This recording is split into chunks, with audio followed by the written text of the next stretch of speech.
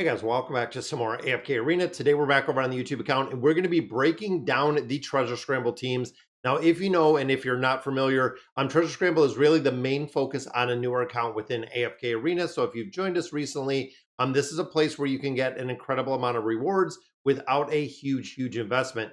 Now, as you progress through here, there are a multitude of teams, guys. It actually gets up to 7 teams in its entirety when you get down here, and there are a lot of heroes. Now, of course, with this being PvP focused, the thing to remember is the investment of the heroes you're using in formations. It really does make a big difference. And you can see it is kind of team by team. The rankings overall, I'm 93rd, which I score usually under 100 every single time. But there are some mega whales that are in here really pushing this. So I want to go through the formations and show you exactly what we're looking at when it comes to the breakdown.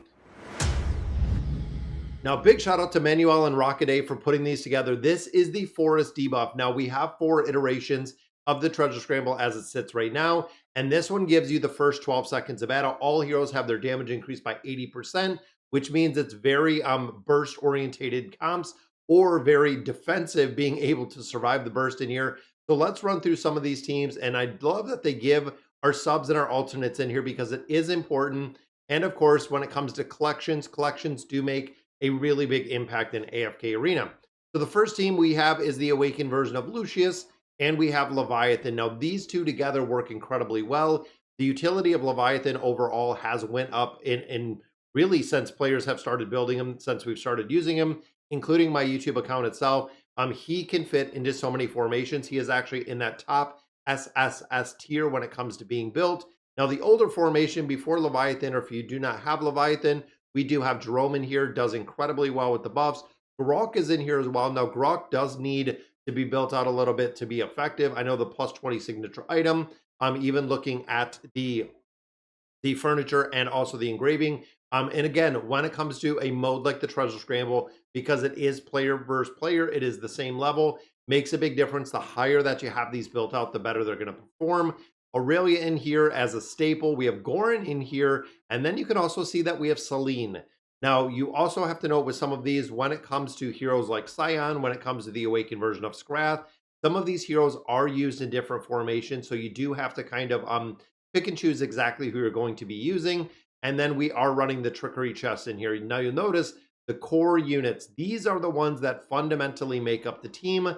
Exactly, if you use, let's say, Lucius and you use Jerome and then you use Aurelia, it will work incredibly well. Now, Leviathan does not have to have a really big build, but the plus 40 signature item on him does work incredibly well. Now, Gavis works better than Scrath, but of course, Gavis could be put somewhere else. Again, looking at the substitute with the formations, and a lot of newer players do not and probably will not build Gavis as we're getting new Awakened heroes shortly. It does really work. Now, Celine and Gorak, like they said, works decently as a sub. And then you'll notice the collections down here. Now, this is really important because when it comes to Lucius, you want defense, you want all defense. That is the SP effect that he has, turning it into attack. For someone like Leviathan, you want to go with the HP. We have Erosion here on Aurelia, full attack, and then you'll notice full defense and magical pierce based on the collection buildup that you're doing. So team number 2, we get into Maetria. So again, this is another hero that is very core within this game mode. Maetria is one, again, that is a little bit of an older hero within AFK Arena. I feel like a ton of players are not going to build her anymore. So you'd have to kind of break through and look at some other subs. And then we have Sheltier. Now, unfortunately for Sheltier, if you did not get her in the crossover event, she is not available within the garrison. And then I believe, and I'm not 100% sure, but I think you can use the garrison heroes, but you can't use the borrowed heroes. I might have that backwards, but I know when you go in there and you murk a hero, you cannot use them in the Treasure Scramble. You can use them in the Nightmare Corridor and the Curse Realm, but Treasure Scramble, you cannot. Now, Alvida is showing in here as well. Now, again, looking at some of the substitutes, Alvida can be used elsewhere. Kalon is in there, and then we do have Gorok as well falling into the team. Hildwin is staple. This is the reason why when we focus on getting him out of the guild store, if you don't already have him, you're not going to go ahead and build him. You're not going to do summons for him within the Dragon Forge or the Spire to build him up a little bit. You're going to get him out of a different game mode. Then, of course, we have Saramira, and then we have Melion, and we have Amelia. Now, Amelia, of course, the instant crowd control Even looking at Saramina, it's the burst damage very, very fast. And then we have Zora, and you can see again the core in here, including the Panda Dumpty, does work incredibly well. Now, looking at the bottom, attack, full attack, attack, insight, attack, full attack, and then of course this is your primary damage dealer, magical pierce and attack in there. Hildwin and Maetria can be used Zafiro collection if Zora is using Mahira. So again, depending on your collections, you can change it out.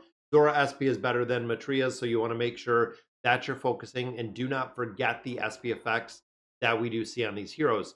Team number 3, we have Sun Jin Woo. I'm happy to see him in there, guys. So this is running the Awakened version of Chimera, which again is a higher one on kind of the priority list when it comes to Treasure Scramble. Then we have Albeta or Albedo. Incredibly, still works incredibly well with your dimensional heroes, which we're running another 3-dimensional heroes, including Rem and Shuna. Shuna, of course, utility-wise, still a crazy amount of utility. But you'll notice core units over here. We do have Chimera, we have Sun Jin Woo, and we also still do have Rem being run in here. Again, the burst damage that we're doing within this game mode really makes a big difference. Running the Owl in here, Rem, and I'm happy that she is still being used in here. It's very cool to see. Now, looking at our collections, again, when you look at like the Awakened version of Chimera, it is HP and MP. So there is Magical Pierce in there, and there is HP. We have full attack, and a lot of these run full attack. There's a little bit of insight for the crowd control. Sun Jin Woo is running physical pierce and the crit damage amplification. Now, one thing to notice in here, Sun Jin Woo ideally wants a 40, so a plus 40 signature item, 9 of 9 furniture, and an E60 engraving to really do incredibly well. This is, again, when it comes to PvP, this is a game mode that does require a pretty decent build out. Got hands in there. You can see Celine. We also do have Estrilda in here.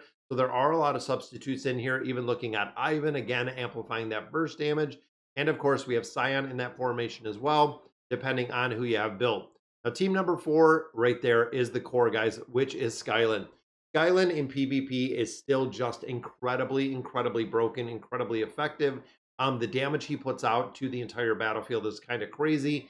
And he, again, is kind of best in slot. Now, if you're like me and you do not have him, the only option or the only variation in here is putting in the Awakened version of Iran. We were running, and we have subbed in the past with like a Scion.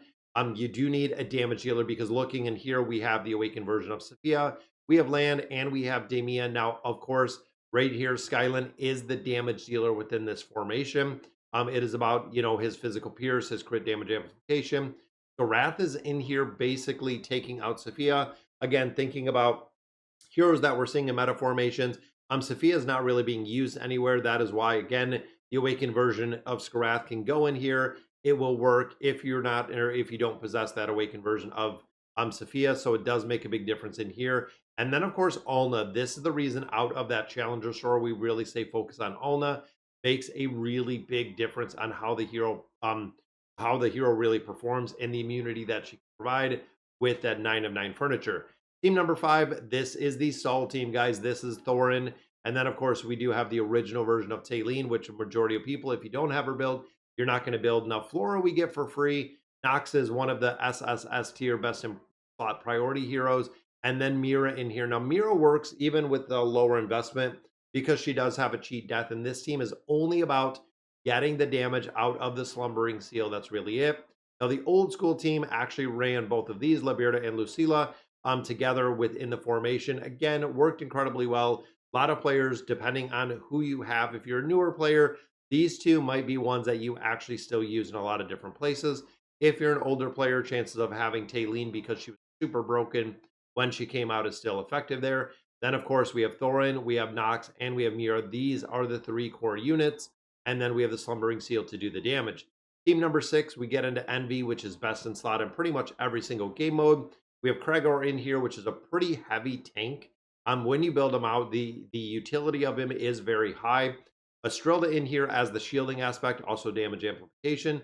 Velfura is one that wants Magical Pierce. It is huge on her. If you build out the Magical Pierce, it will work incredibly well. And then looking at Misha, you want defense and all defense, very similar to the Awakened version of Lucius. And then you see Celine, and then we do have Shuna in there as well. Now, there is another variation down here that is running Albedo and Rem, as you can see right there in the bottom. And of course, the Ice Crown in there for a massive, massive amount of crowd control in there. And then the final team, team number 7, still running the Awakened version of Athelia. Again, utility-wise, still does work incredibly well. We have Alvita in here. Again, crowd control and survivability is kind of broken. Like it is in here. We have Lysander. Now, Lysander wants Physical Pierce. Now, of course, does work incredibly well, even at a lower investment, just for the simple fact you do get all of the buffs out of there.